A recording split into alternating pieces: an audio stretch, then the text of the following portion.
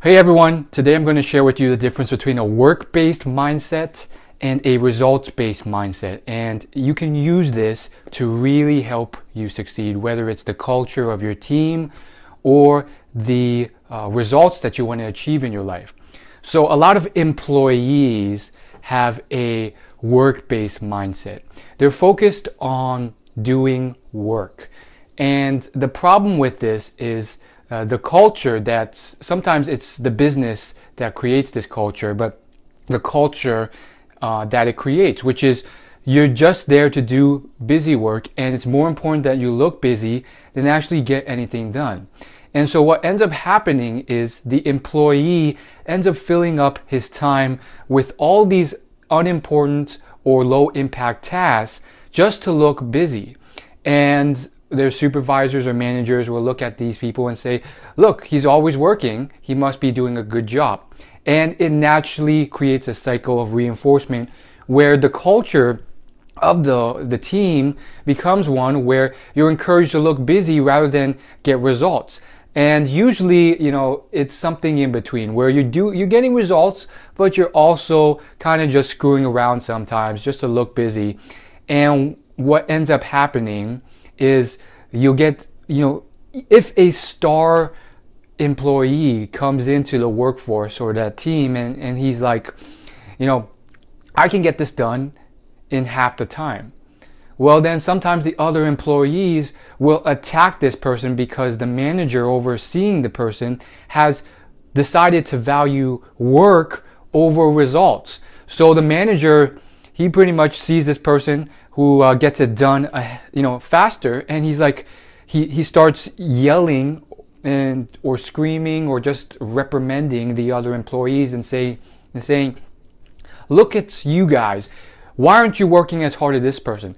He got it done in half the time.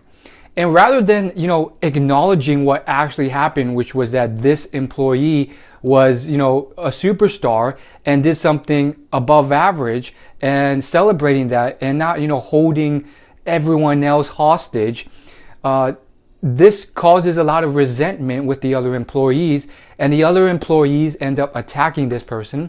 And long story short, it causes a situation where that superstar is taught via the culture to not do this, not focus on results, and not really overachieve because the other employees can't do that, so they attack this person, and it brings down the whole culture.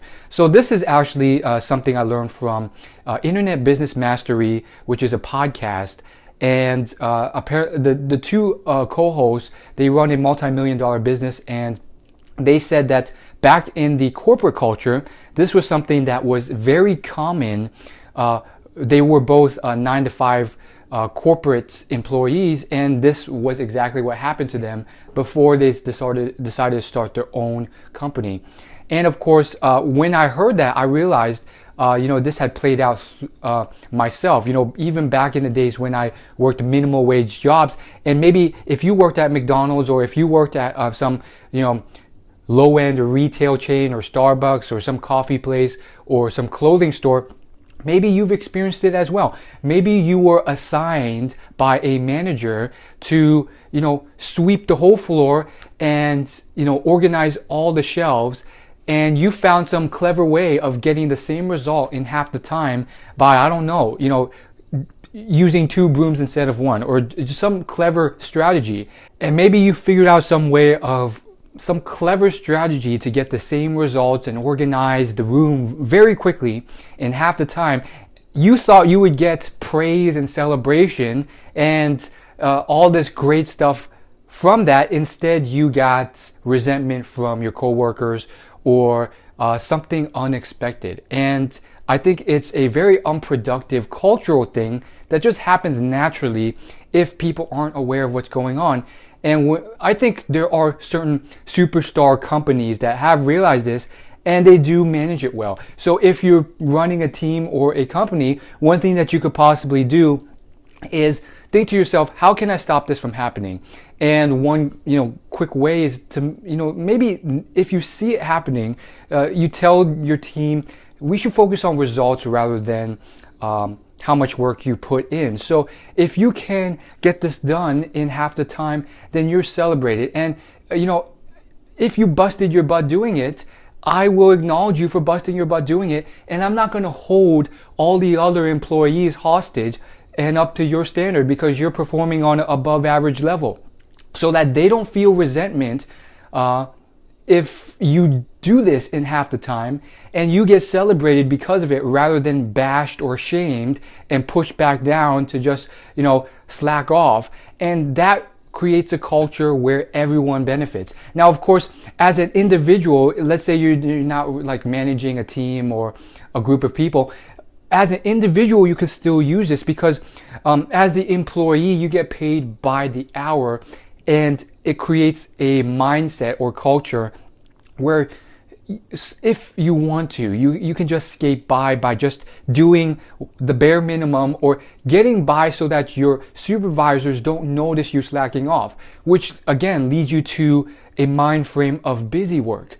But that's not going to get you ahead in life. So what do you do instead? You focus on results-based tasks. So if you can get this project done in a quarter of the time, then do it.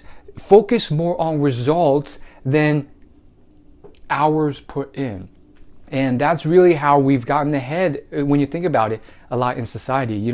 A lot of people, they're just doing these things and they're coming up with these very tedious manual labor tasks, and then someone goes ahead and invents a wheel or invents a laundry washer or a dishwasher or these machines, or it doesn't necessarily have to be a machine if you're not a tech guy, but these systems that just make it like so much more efficient. And that's how farming came about, and all these different things, management systems and different ways of doing it. And that really does shave off a lot of time. So just think about how you can do that. And of course, there's other videos I've done on productivity that kind of go